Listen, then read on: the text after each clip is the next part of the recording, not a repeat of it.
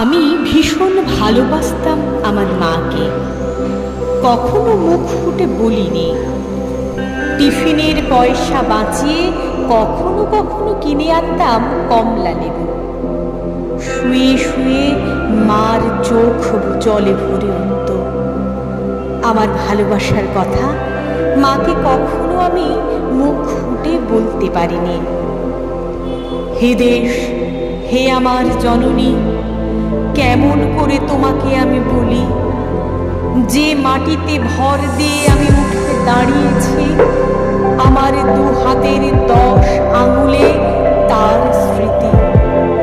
আমি যা কিছু স্পর্শ করি সেখানেই হে জননী তুমি। আমার হৃদয়ে বীণা তোমারই হাতে বাজে। হে জননী, আমরা ভয় পাইনি।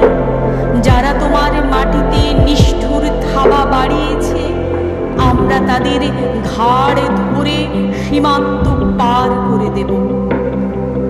আমরা জীবনকে নিজের মতো করে সাজাচ্ছিলাম, আমরা সাজাতে থাকব। হে জননী, আমরা ভয় পাইনি। যজ্ঞে বিঘ্ন ঘটেছে বলে আমরা বিরক্ত।